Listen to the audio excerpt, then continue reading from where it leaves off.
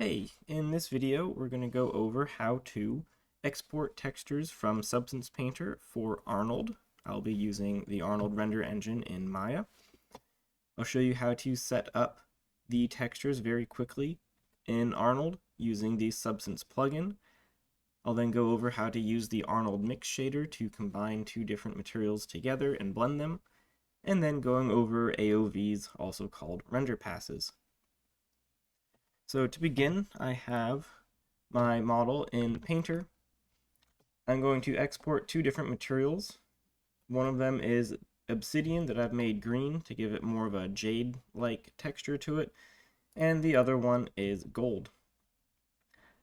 I have on my texture set list a specific name for the material that I am exporting, because the name of the textures will have the name of the material as part of it. And I'm going to set my export location to my source images folder, and I'm going to make a subfolder called gold. And I'm going to not actually use the Arnold AI standard export preset. I'm going to use the document channels plus normal plus AO or ambient occlusion. I have no alpha because I don't have an alpha. If yours does, then make sure you use the one with an alpha. And I'm exporting at 8K, and I'm going to export.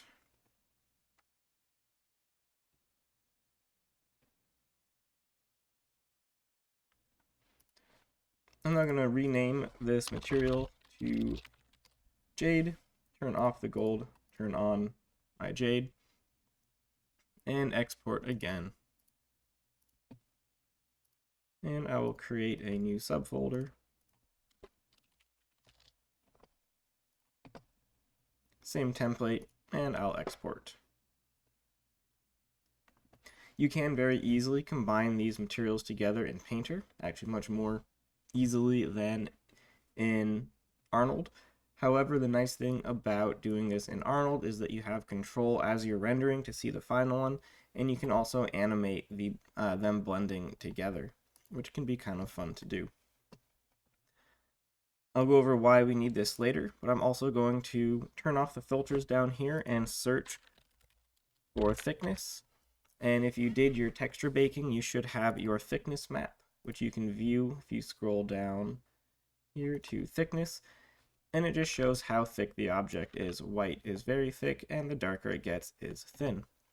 I'm going to right click on it and go to export resource and make sure it's going to the correct location. And then it has been exported. Don't need Painter anymore right now. And the rest is going to happen in Maya, or at least for the next big chunk of it. If you do not have the Substance plugin turned on, come over to Windows, Settings and Preferences, and Plugin Manager, and search for Substance, and just make sure that they are all loaded and auto-loaded.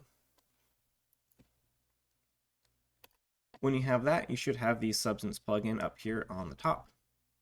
And I'm going to click on it and go down to Apply Workflow to Maps. This will bring up a menu, and I'm going to select multiple maps.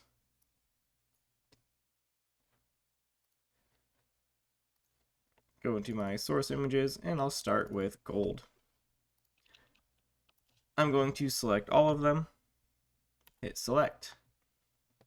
Now I have emissive and height. I do not actually have emissive or height information, but that's alright. I'll just leave it for now. The one it will not load is the ambient occlusion, so I'm just going to click on it and find that AO, double click on it, and hit apply. This automatically sets up the AI standard surface. So if we open up the Hypershade, which is this little shader ball right here, or go to Windows, Rendering Editors, and Hypershade,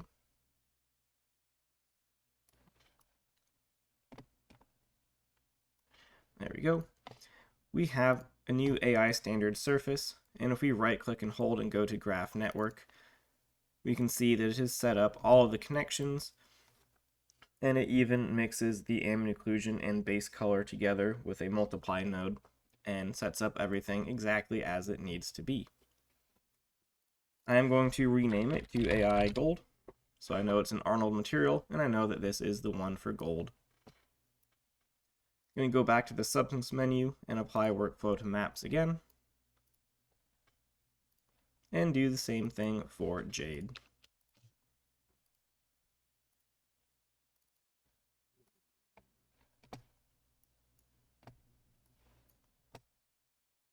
Now I can graph the one for Jade. It will look pretty much the exact same, and I'll name it AI Jade.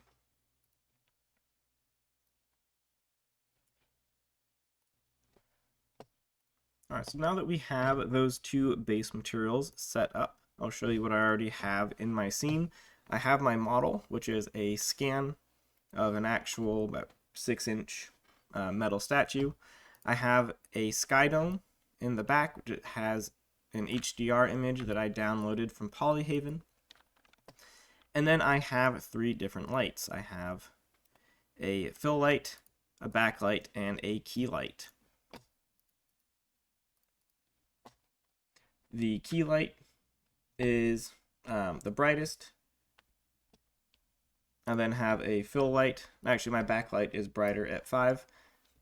These numbers work for me. If you're setting up lighting, you should use whatever works best for your scene. But I do have a basic 3-point lighting setup. And then I also have the sky dome light to add just some global illumination. And I have a disc for my base.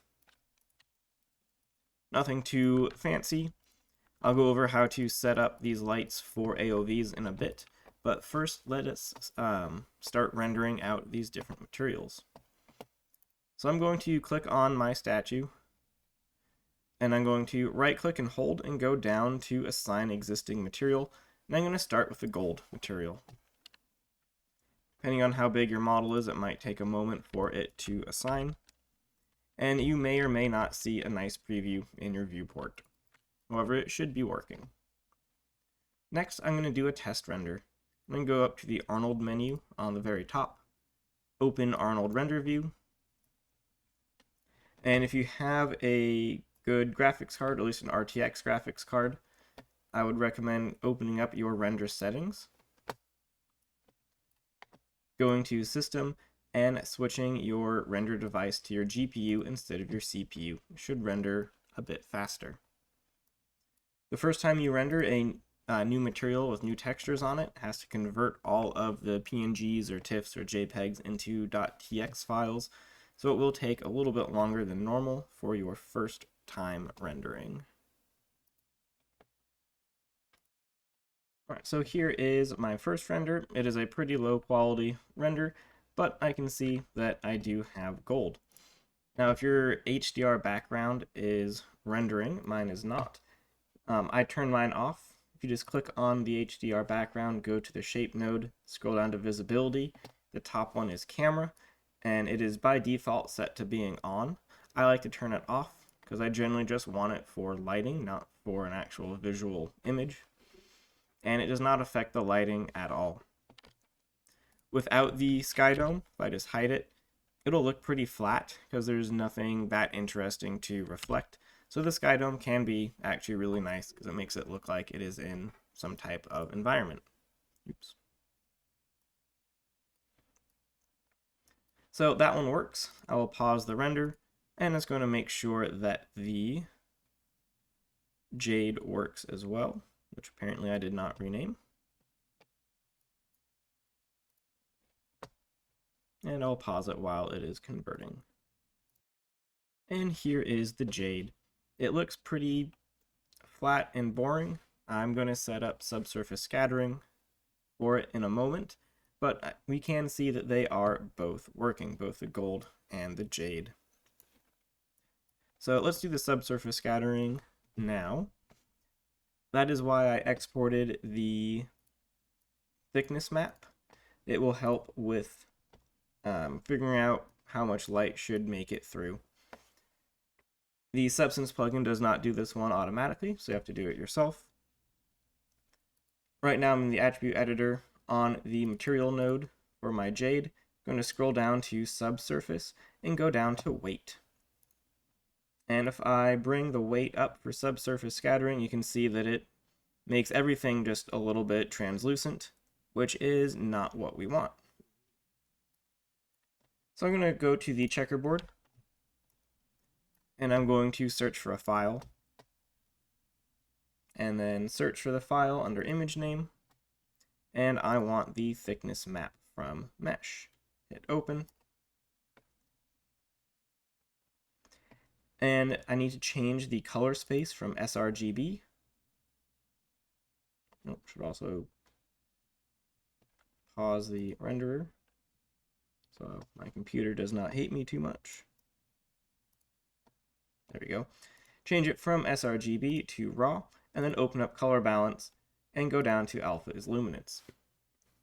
The Substance plugin automatically did this for the metallic and the roughness map, which is nice because it's kind of tedious to do this for a lot of different materials. I'm going to go back to the main part of the material, which you can get to by this little box with a right arrow on it. Going to hit render again. It's going to convert that thickness map into a TX file. And I'm going to change the subsurface color to green. Maybe make it a little bit of a darker green. And this is where you can change how you want it to look. I like to change the radius, bring it down, and you can see it's a lot lighter in those areas that are thinner, and then a lot darker in those areas that are thick. So I'm going to bring the radius down and the scale down to about 0.5. Again, whatever looks good for you. I kind of like how this is looking. It's not a super high quality render right now because I have my render settings turned down just to make it go fast. But this is something I'm pretty happy with, and you can change this anytime in the future. The gold obviously does not need to have subsurface scattering. It is not translucent. But right now I'm ready to start mixing these two materials together. And that is done in the Hypershade. And I need to have a new material, a new shader. So I'm going to hit tab down here in the Hypershade, just anywhere in this big gray box. And I'm going to type in aiMix, and then it should autofill to aiMixShader. Hit the down arrow and hit enter. And I have a very simple material right now. I'm going to middle click, hold and drag AI Jade right here. Oh, it's already there. And do the same thing for the gold. It's okay if they look a little bit different. It's just showing you a lot more stuff for this one. And I want to go to the out color for the gold. Left click and hold on it. It will follow your mouse around. You can also hold down middle click to pan the camera around. And I'm going to bring it into shader 1. And for the jade, going to click on it and go to shader 2. Now if I right click and hold on my mix shader and go to graph network, I'll see all the different PNGs and nodes going into it. And it's going into one shader and then into one shading group. Right now, it is not assigned to my model, so I'll right click and hold, go down to assign existing material, and I have aiMixShader, which I'm going to leave that as a default name for now.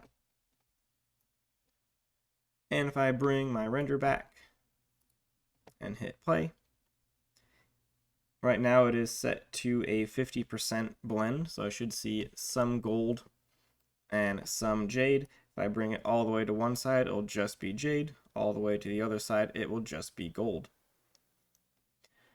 Right now, it's not a very interesting way to mix, especially these two materials. So I'm going to stop the render. And up here where it says mix weight, that is something that we can have a node going into. And I'm going to do that this part in the Hypershade. So for the mix, there's two different things I'm going to show you that you can put in here. I'm going to hit tab. I'm going to type in AI, then FA for facing ratio. And click on the green node and drop it onto the green mix node for the shader.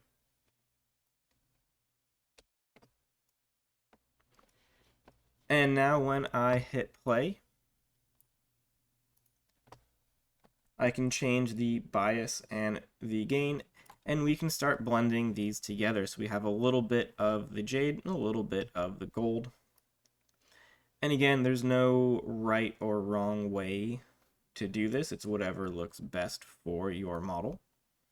You can invert it if you want. And the facing ratio is just a really nice way to blend the two together.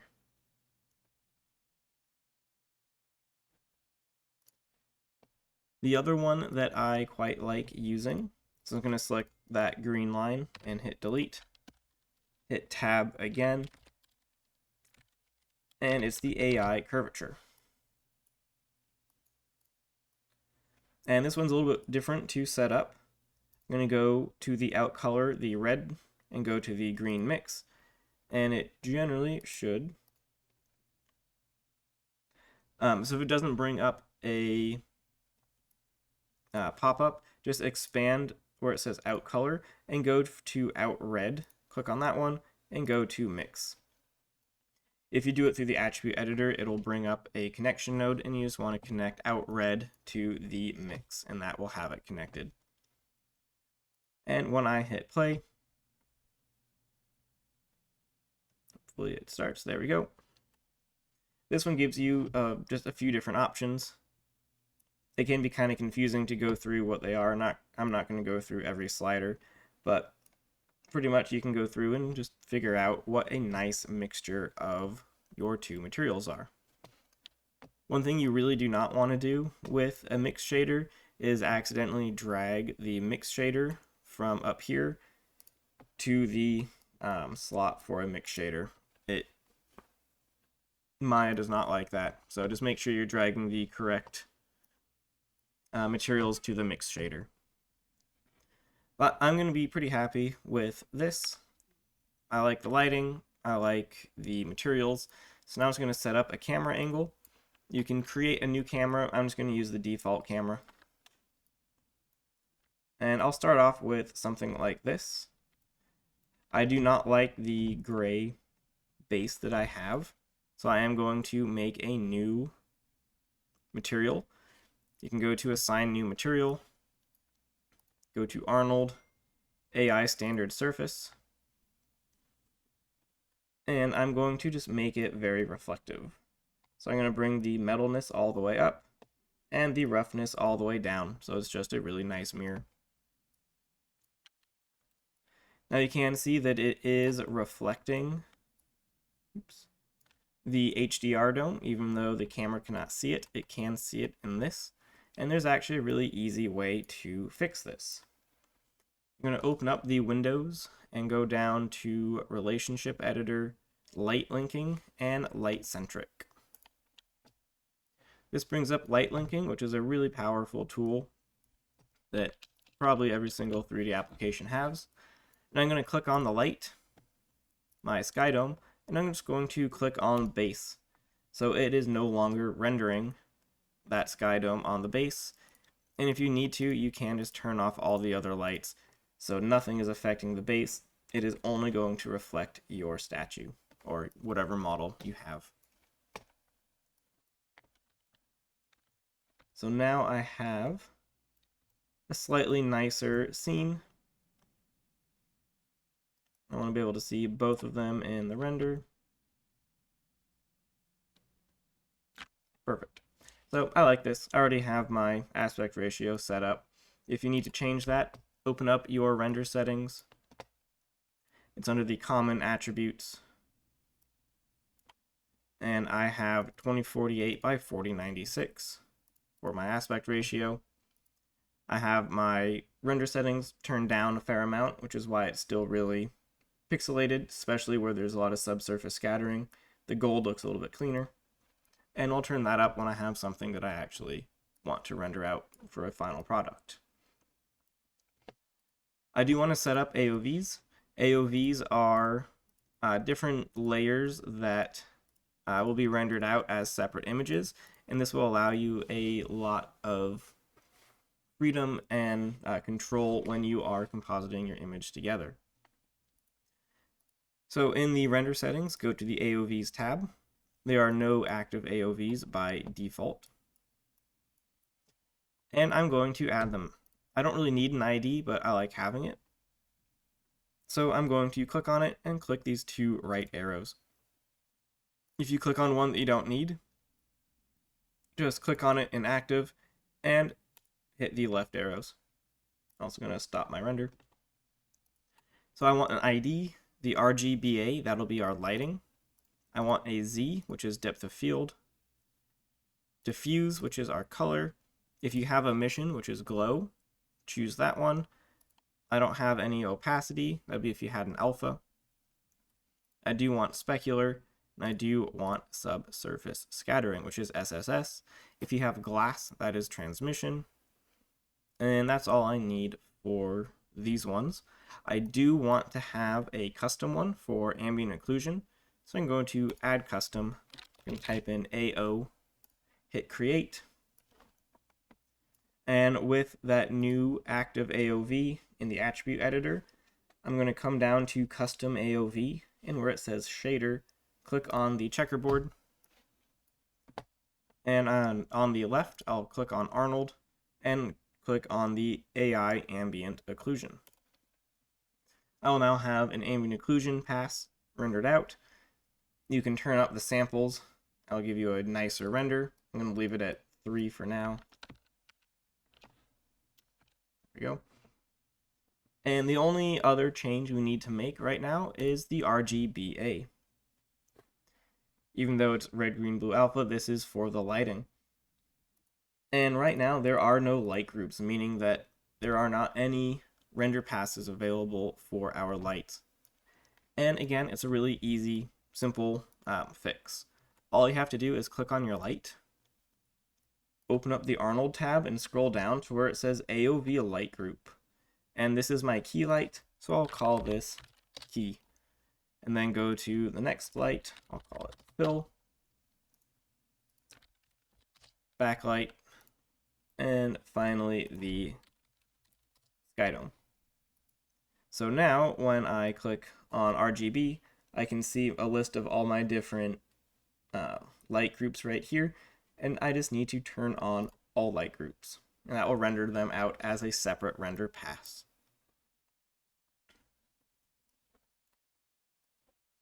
So now when I hit render again, on the top left, it always says beauty by default. That is the beauty render pass that combines everything together. But now I should have a different option for each of my passes. If you don't see this, sometimes it's best just to close the window, open it up again, and hit play, and they should be there. And if I go to key light, I'll have just my key light, just my fill light, backlight, sky dome, ambient occlusion, ID, Z depth, diffuse, specular, and finally subsurface scattering.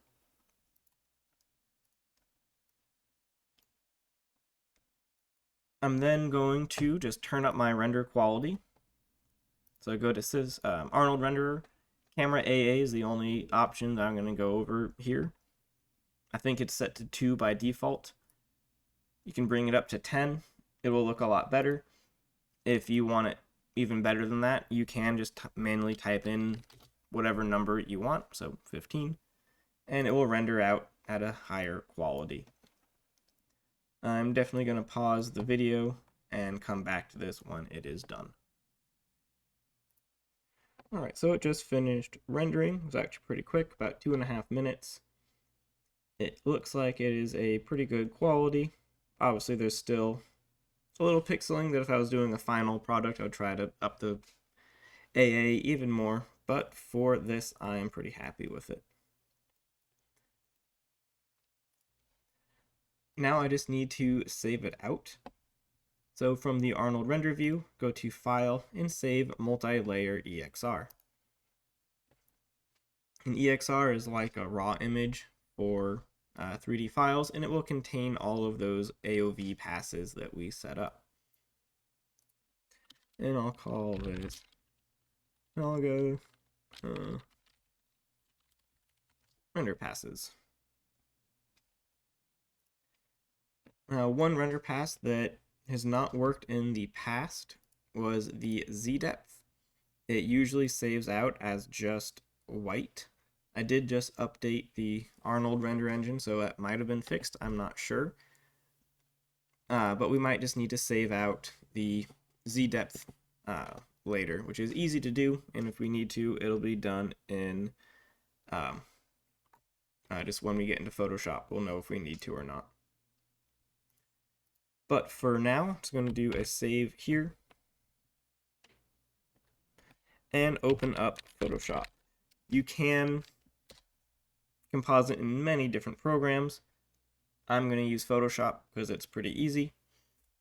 Unfortunately, Photoshop cannot read AOVs properly by default, but there is a free plugin that makes it very easy to use, and it is called EXR-IO, and I'll have a link in the video.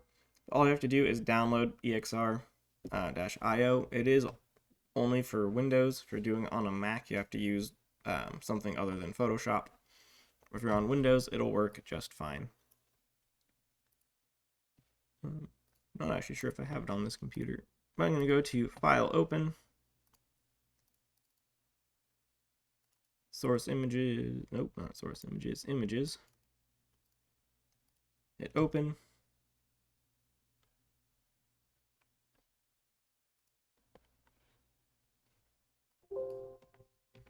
and I think it is somewhere behind all of my windows. Yes. Here it is. This is what you should see when it opens. And leave everything as default and just hit open. I'll then open up this. It does save the background out as transparent. You can always change that to just black if you want, or if you don't want to do that, you can go back into Maya and render out a backdrop and just have it be black. But if we look at our layers, we can see all of the same layers that we had in Photoshop, or in Maya, in the Arnold view. So I'm going to turn off the RGBA. That's basically just the beauty render. I don't want it. We have the ambient occlusion, ID, all the different light passes. The Z depth does still look like it needs some extra work. And got the three kind of most important ones, diffuse, specular, and subsurface scattering. I'm going to put the diffuse on the very bottom, turn that on, and then turn on specular.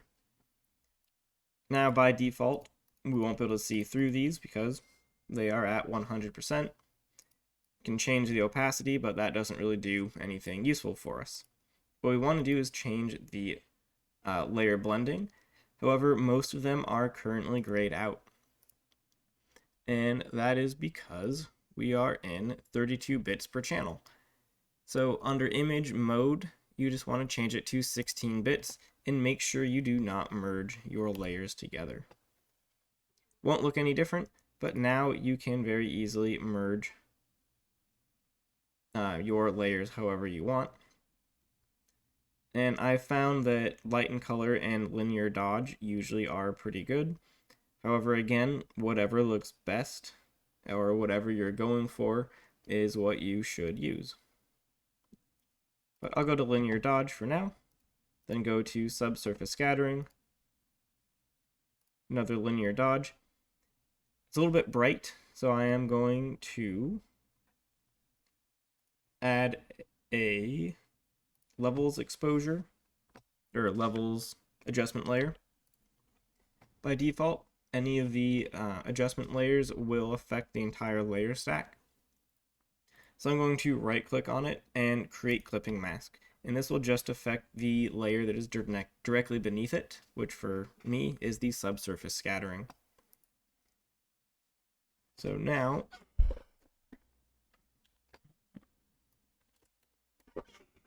It's going to go over here and maybe just change a little bit of how it looks. There we go. Now I'm going to set up some of the lights. And it's going to be pretty quick and use that linear dodge. Then another levels, right click, create clipping mask.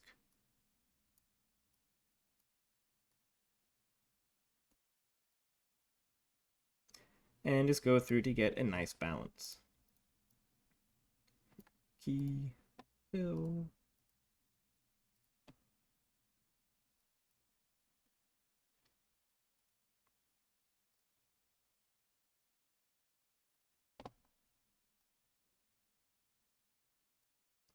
And some of them you might notice have a really subtle effect on it.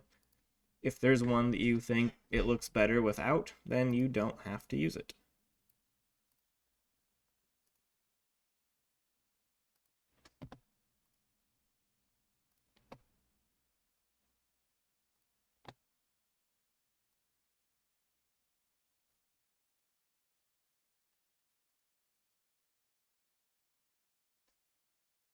Ambient occlusion generally goes on the top, so it's going to change that to multiply, which is here, and that just adds a little bit of shadowing. But again, if you don't like how it looks, don't use it. For what I'm doing, it kind of darkens it, and I'm not going to use the ambient occlusion. For the Z depth, it looks like this came out just pure white. Let me double check.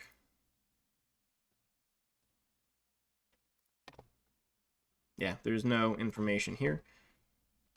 So I'm going to go back to Maya, open up the render view, switch this. That's annoying. I guess don't close your render view. Let me render it out again real quick. Alright, so now that it finished rendering again, it's going to change it to Z depth. I can see that there is Z depth information here. I'm just going to go to File, Save Image. I'll call it Z depth. And if you want to change the file format, because by default it saves out as a JPEG, if you want a PNG, just type in PNG or .tiff, whatever you want it to be. Hit save. And in Photoshop, I'm just going to open it up,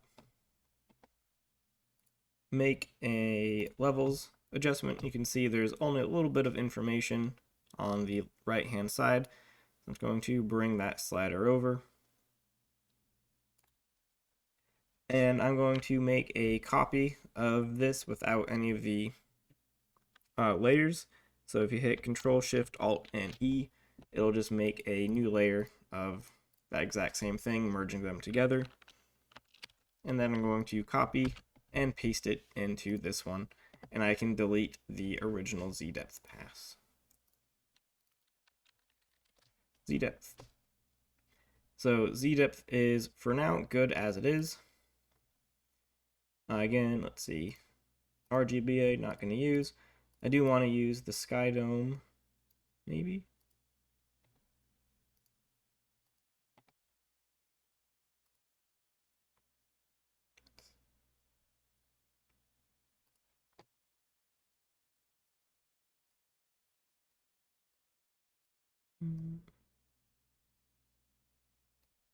Can also turn down the opacity a bit if it's a bit too much.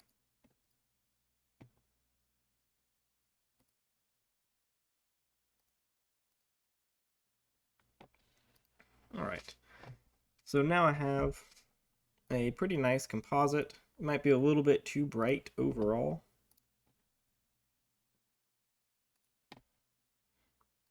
I might just want to make one levels that is affecting the entire layer stack. Turn it down just a bit.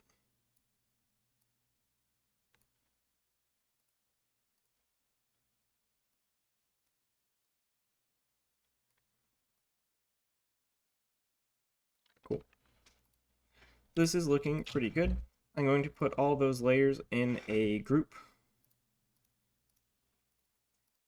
And then with that group selected, I'll do Control-Shift-Alt-E. And now I have just a single layer with all of that on it. Next, I'm going to set up the Z-depth. Z-depth does allow us to do some depth of field. So I'll turn that on.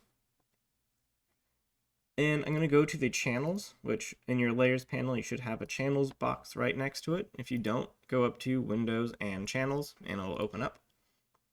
It has an alpha on it, but there's nothing actually there, so it's going to delete it. And click on either the red, green, or blue. If you do Control, it'll do a selection. Does not matter which one you do.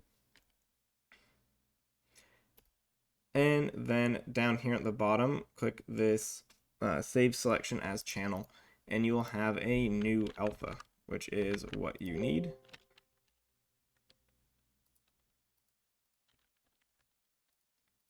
Go. And you can then just turn off the alpha. You just need to have one, but you don't want to have that eyeball turned on because it'll turn red and you don't need that. But as long as you have an alpha that's not pure black, you will be good. And then for the Z-depth, I'm going to turn off its visibility as well. Next, we're going to use a special filter. So with the layer with everything on it, I'll go up to Filter, Blur, and Lens Blur, which is in the middle. That opens up a new window. Source is alpha 1. If you want, you can name that alpha to maybe Z-depth, so you know which one is which.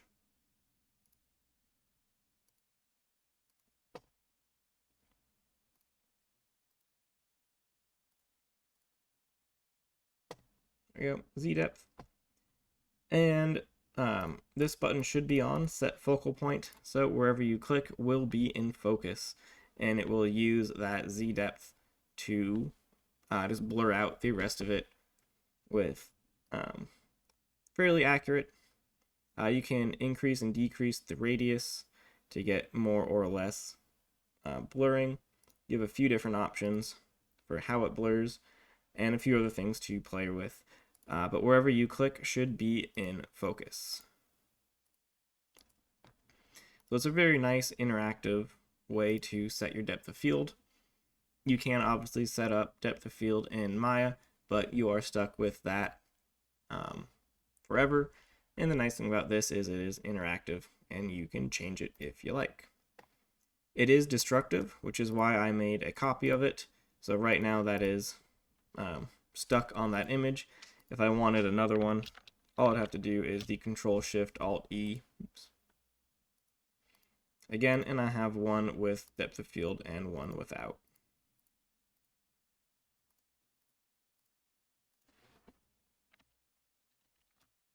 There it is. And that's the basics of getting a pretty nice render out of Arnold. I do think this one is a little bit too bright, but could be worse, and pretty easy to fix. Just go through and either in Maya, change some of your lighting settings, or turn down some of the lights on your render passes.